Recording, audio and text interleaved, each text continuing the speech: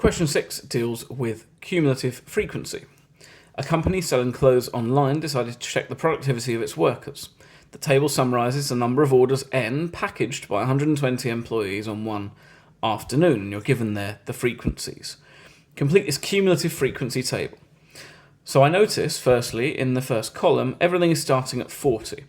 So between 40 and 45 orders, there are 4 different packers. And then between 40 and 50, there are going to be all of those 4, between 40 and 45, and another 17 between 45 and 50. So I add the two numbers together to give me 21. Then between 40 and 55, I have that 21, add another 33, which gives me 54, and I keep going from there. I add 25, which gives me 79, I add 20, which gives me 99, I add 14, which gives me 113, and then 7 gives me 120. And that tells me I've probably done the right thing, because I have 120 employees at the end. Part 2 asks me to draw a cumulative frequency graph for this data on the grid on the next page, which looks like this. And the first thing I notice is I have no axis labels. So I label my y-axis cumulative frequency, and I label my x-axis, if I look back at my table, as number of orders. Number of orders. And then I need to decide on my scales. Now, if I look at the x-axis first, I have 1, 2, 3, 4, 5, 6, 7, 8, 9, 10. I've lost count there a bit, but I have 12. I have 12 squares moving along my grid, 12 large squares. That doesn't easily give me anything between 40 and 75, so I'm just going to go up in 5s per big square. So I have 40, and then 45, and then 50, and then 55, and then 60, and then 65, and then 70, and then 75, and then 80, and I can sort of stop there. I've taken up more than half of my grid, so I should be fine. And I need my cumulative frequency to go up to 120. And again, I have 12 in total large squares, so I can just go up in 10s. 10, 20, 30, 40, 50, 60, 70, and so on.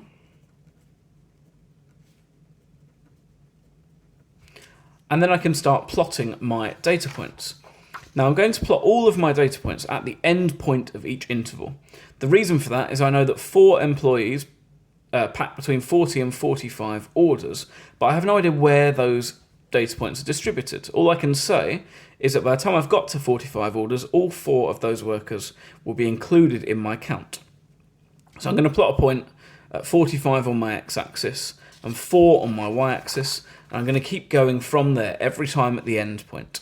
So 45 and 4 on my y-axis, and then at 50 I'm going to 21, and then at 55 I'm going to 54, and then I'm going to 79, and then I'm going to 99.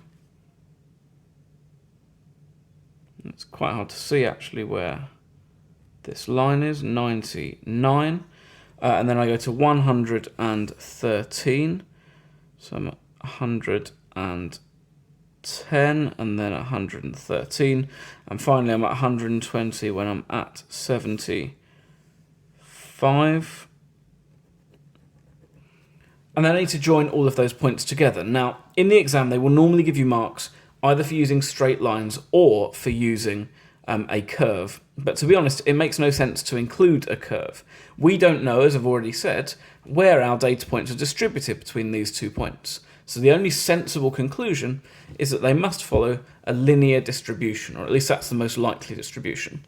So I take my ruler and I join my neighbouring points together, acting as precisely as possible.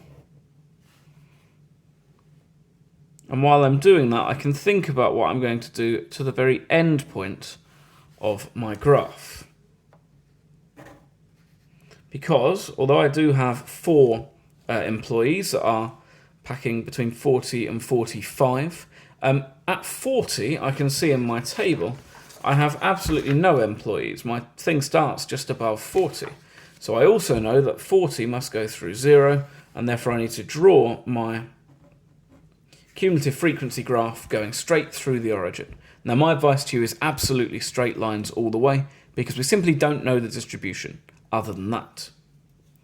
Part B then asks, employees who packed 53 or fewer orders will have their productivity checked again the next week. How many employees will this affect? So I need to go on my x-axis, I need to find 53 orders, which is here, and then I'm going to trace that line up and see how many how many employees have packed fewer. There you go, and I have my reading, have packed fewer than 53 orders. And I can see on my cumulative frequency diagram, that's approximately 44 employees. Now there'll be a range of tolerance that you can have your answer within there, because you could have drawn this as a curved line, you could have drawn your points ever so slightly differently. But again, the straight lines is what they're going to use to generate these boundaries in general, so not worth taking the risk of a curve. And that's 6 marks in the exam sorted.